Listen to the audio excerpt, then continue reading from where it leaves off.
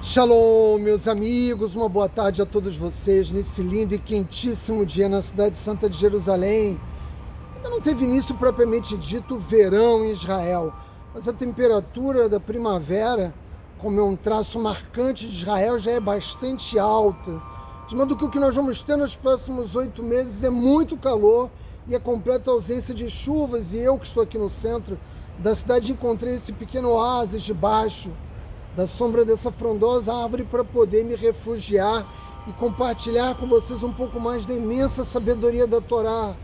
É do conhecimento de vocês que nós estamos estudando o livro de Deuteronômio, Levítico, que é um livro dedicado sobretudo aos Coanim, a classe sacerdotal do povo judeu, os descendentes de Aron, irmão de Moshe, que foi escolhido por Akadosh Baruch Hu como nosso primeiro sumo sacerdote. Essa classe sacerdotal, que exerce a função de servidor público de Israel, que são os educadores por excelência do nosso povo, para que nós estejamos sempre nos caminhos de Hashem, eles não foram escolhidos pelo seu mérito, ou mesmo de forma direta e livre, por cada judeu. Eles foram escolhidos por Akadosh Baruch Hu. Essa foi uma decisão que Hashem tomou. Aliás, a Torá registra a revolta de Cora, que não aceitou justamente a escolha de Aron como sumo sacerdote do povo judeu.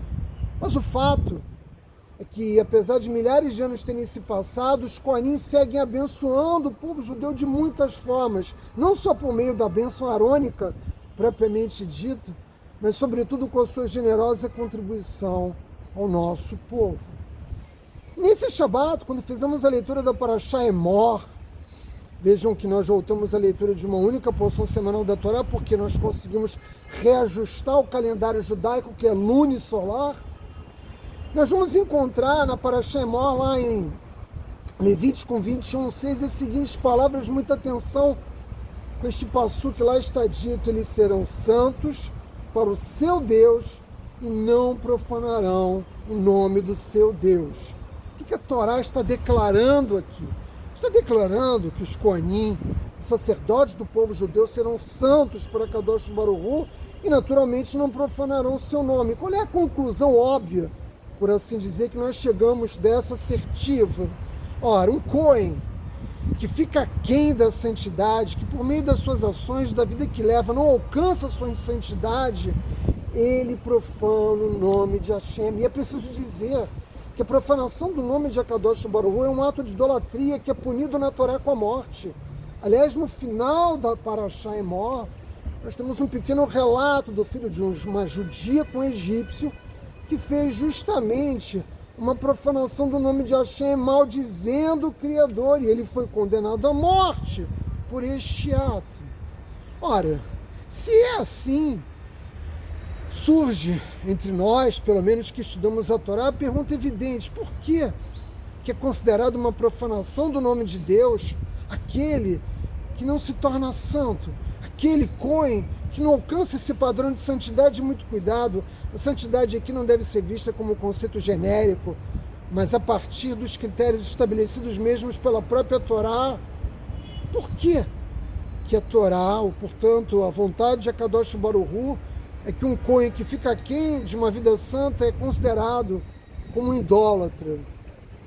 Porque, vejam, certamente há uma lacuna muito grande que separa aquele que fica aquém de uma existência santificada para aquele que profana voluntariamente o nome de Deus. Como então compreender essa ideia contida aqui no Passuco da Torá, essa lição poderosa para as nossas vidas? E para poder ajudar vocês a entender isso, eu vou utilizar uma metáfora de fácil compreensão por parte dos brasileiros. Imagina que você, do outro lado da câmara, é um técnico de futebol, e chega o momento de você escolher a sua equipe de jogadores. Qual é o critério que você vai utilizar para a escolha do seu elenco? Sobretudo, assim eu penso, tremendo potencial que cada um desses atletas tem. Alguns deles já estão desenvolvendo plenamente esse potencial, mas a grande maioria deles, jovens, ainda tem um potencial a ser desenvolvido. E você, com o olhar clínico que todo técnico deve ter, consegue perceber potencial que esse jogador tem. Ou seja, ele acredita, você, eu, que somos os técnicos, acreditamos que esse jogador vai ter um desempenho incrível. Dessa forma vai ajudar a equipe a vencer partidas e lograrmos êxito na vitória do campeonato. Esse é o objetivo. E se um desses jogadores começa a faltar aos treinos, chegar atrasado, ter uma vida desregrada, incompatível com a vida de um atleta profissional, a brincar com algo tão sério? O reflexo dessa conduta, nós conhecemos muito bem isso no futebol brasileiro, o reflexo se expressa imediatamente no desempenho do time e no bom humor do técnico, que não gosta nada do comportamento desse atleta. O técnico, quando fez a escolha por você, ele imaginava, e ele precisa que você seja o melhor que você puder na sua posição no time, não importa que posição seja, ou dito de uma outra forma, ele não espera de você mediocridade. E um atleta que tem um potencial e não desenvolve, ele faz uma escolha, voluntário ou involuntariamente, consciente ou inconscientemente, pela mediocridade. Da mesma forma, Hashem, que é o técnico supremo da existência humana, escolhe os seus jogadores no mundo. E se você está ouvindo essa mensagem, você foi um desses atletas escolhidos, um desses jogadores assim como eu. Quem escolhe? Ele, Hashem, nos escolheu para nos enviarmos a esse mundo. Por quê? Porque assim como eu e você, quando escolhemos o nosso elenco de jogadores, acreditávamos no tremendo potencial que cada um deles tinha, e Hashem, que conhece as nossas almas, porque ele criou todas elas, sabe do tremendo potencial que cada um de nós tem. Potencial para quê, Átila? Para nos tornarmos grandes, para realizarmos coisas grandes. A cada ser humano, Deus, quando enviou ao mundo, deu um cargo, uma função, uma missão. Se você não cumpre essa missão, isso se reflete negativamente em toda a equipe. Só que a equipe aqui, meus amigos, não é uma equipe de futebol, é toda a humanidade. Uma pessoa mediana não está cumprindo a sua missão no mundo, porque nós não fomos enviados ao mundo para sermos medíocres, para sermos medianos. E se você tem essa forma de pensar, abole da sua mente, né, dos seus hábitos mentais, essa visão.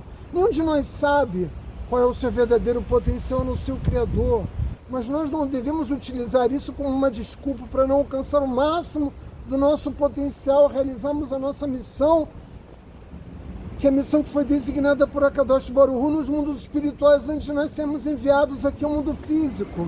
Dessa forma, sendo mediano, sendo medíocres, você também, mesmo que você não seja judeu, mesmo que você não seja um Cohen, você também está profanando o nome de Hashem. Não precisa transgredir um mandato, né, divino, um mandamento, uma das leis divinas, para ser considerado pela Torá como alguém que está profanando o nome de Deus, uma existência inútil, perdida, né, em vícios, em prazeres fugazes, uma existência que não marca, né, a passagem da vida desta pessoa pelo mundo físico de nenhuma forma positiva. É uma forma de profanação do nome de Deus, porque Deus confiou a você a alma e te enviou recursos. Cada um de nós recebe recursos para realizar essa missão. A Hashem não manda, né, as almas para o mar da existência sem enviar, se for o caso, um bote salva-vidas, sem nos enviar os recursos necessários para nós nadarmos de braçada nessa existência. Cada pessoa, e essa é a mensagem poderosa que o judaísmo tem transmitido à humanidade ao longo de milhares de anos, cada pessoa é única. Em toda a história da criação, nunca haverá duas pessoas iguais. Nunca. Existirão duas pessoas exatamente iguais ou que possuem exatamente a mesma missão. A missão de cada um de nós é única. E qual é a consequência do reconhecimento dessa verdade universal? Ninguém, além de mim, pode cumprir a minha missão particular no plano divino, porque nós somos enviados ao mundo não para aproveitarmos as delícias desse mundo como se a existência fosse um grande parque de diversões. Nós podemos obter prazeres, mas nós não viemos aqui para obter esses prazeres, né? Nós viemos aqui para cumprir essa missão. Como nos ensina o Pirkei Avot, lá está dito: se eu não for por mim, quem será por mim? Nenhum de nós tem de ser como aquele outro cara, como aquela outra pessoa. E essa é uma das grandes tragédias humanas. As pessoas não pensam naquilo que elas podem realizar, mas elas olham para os outros e desejam, anseiam ser como outras pessoas. Você não precisa desejar ser qualquer outra pessoa. Você deve buscar a grandeza sendo exatamente aquilo que você deve ser. E como é que você faz isso? Reunindo os atributos, as qualidades que o Criador já deu a você e trabalhando elas da melhor maneira possível para se tornar a melhor versão de ser humano que você pode alcançar. E dessa forma, não profanar o nome de Hashem, mas ao contrário, fazer que do Hashem, santificar o nome de Akadosh Baruch Hu, aqui, meus amigos, no mundo físico. Shabbat Shalom.